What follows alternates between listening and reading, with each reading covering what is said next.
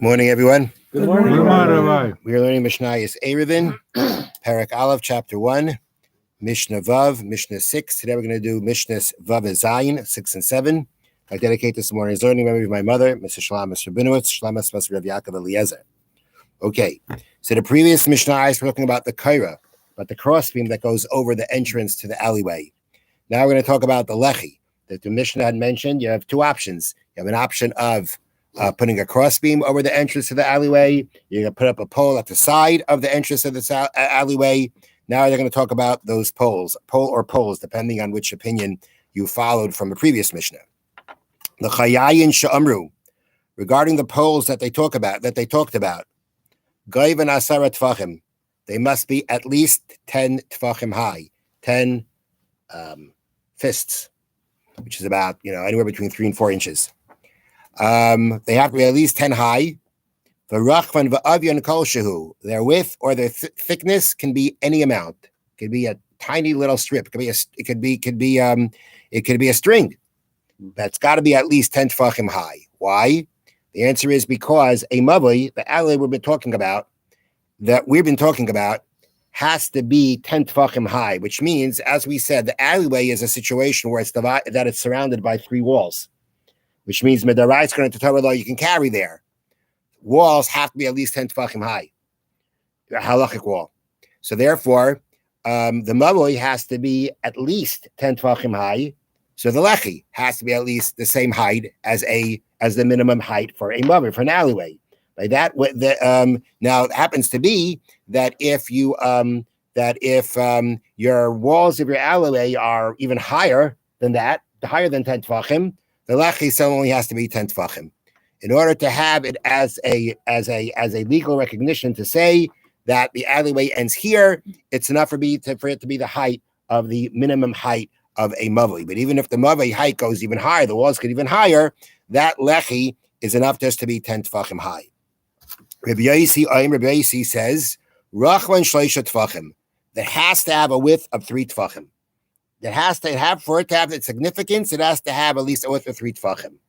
The reasoning behind Rabbi Yosi is because, and if this I made a mistake about it, I think on the first day we started this, that according to Rabbi Yosi, the lechi, when you have the lechi at the end of the alleyway, the pole at the end of the alleyway, that actually represents a wall.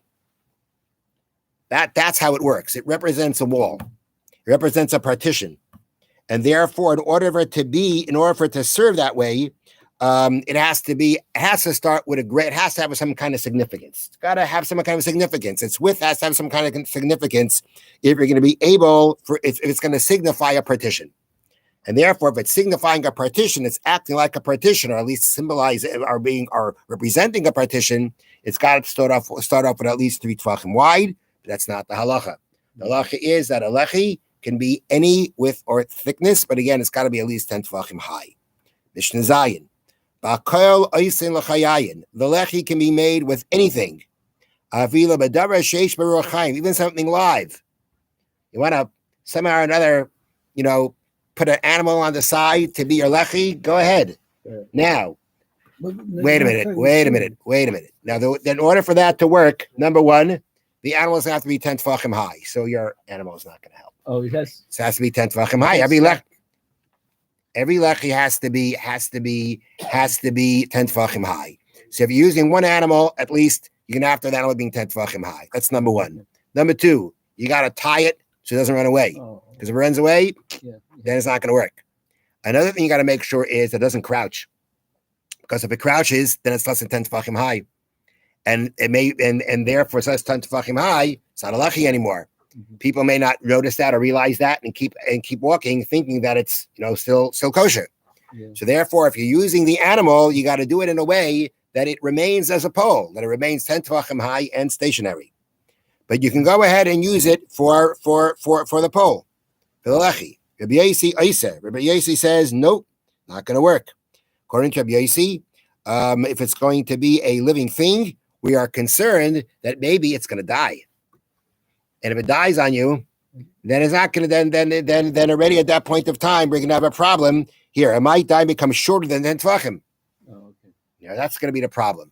Even if you go, if the animal's alive and it's standing up, so you could position it in a way it shouldn't crouch. But if it dies, then it just goes limp. There's going to be a problem that it could be less than 10 tefachim high, and therefore Rabbi Yossi says you may never use an animal for your lechi. Again, that is not the halacha. Next, but now the Mishnah goes into other subjects about when you can use an animal or not. An animal can become tamei as a goylo. A goylo is basically the cover for a grave. If you position an animal that it should be a cover for the grave, and it basically it covers it and seals the top, it gets the status of a grave cover. Now, the halacha is that if you use something to cover a grave, it actually becomes tamei, like a dead body itself. It's like an oil. It's like it acts as a tent of sorts. And it becomes tamei. There's a pasuk that we derive that it becomes tamei like a dead body, which means were you to touch it, you become tamei for 7 days. You need the para aduma water to become tahar. And even if you now take off that grave cover, it gets removed. It's not on the grave anymore. It still retains that status of tumah.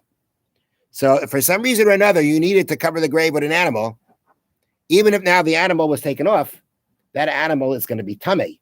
It's going to be tamei like a dead body and has the power to make other things tamei, as a dead body does. And this is a very novel idea because typically living animals don't become tamei. The only living creature that typically becomes tamei is a person. Animals don't. But when it comes to this law of a goylo, even an animal is included. Rabbi Meir Matayar. Rabbi Meir says, nope. This is not going to be considered a goylo. A living thing cannot be a goylo. And therefore, it doesn't get that tumah. It doesn't get that status of tumah. Next, you can write a divorce for your wife on an animal. Take the animal, right? There you got like a nice, let's say on the horn, okay? On the horn, you write it on the horn, you give the animal to the women, it's kosher get. The Kaisel of Gita Inashim, you can write on it a bill of divorce. Rabbi Yossi Aglili Paisel basically says, no, you can't. Now, the reason for Rabbi Yossi Aglili is because when the Torah talks about a divorce, the Torah says, V'kasav la sefer krisus. And he writes for her a sefer krisus. What is the definition of sefer krisus? So Rabbi Yossi Aglili says sefer means a book, a document, right? You write on it a document of divorce. Being that the Torah talked about the divorce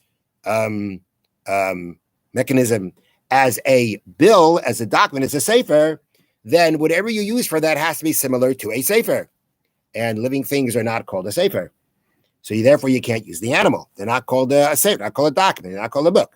That's not you would never call an animal that. The same way a sefer, actually the way that Drasha goes is the same way a sefer is not alive, right? It's not a living thing. So too, you can't use a living thing for your get. That's basically his opinion. Now, we don't paskin like that. You actually could use an animal for a divorce, right? So go ahead and you can take now it depends, right? Depends. If you take the animal, let's say you write the get on the horn, okay, and then you give the whole animal to the woman, then that's good. But if you write the get on the horn, cut off the horn, and then hand her the horn, that's not good. Because the Torah says, he writes for her the divorce and gives it in her hand. From that, the Gemara learns you have to write and give. You can't need something else in between to make it happen. So if you're divorcing her with the horn, you have to cut the horn off.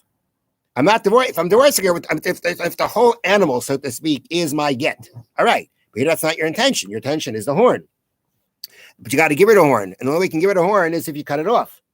Once you need to do something more than writing and giving for a get, the get's not kosher. Okay?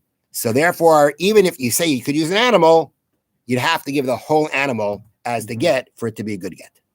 Have a wonderful day. Thank you, Rabbi. Thank you, Rabbi. So now you have a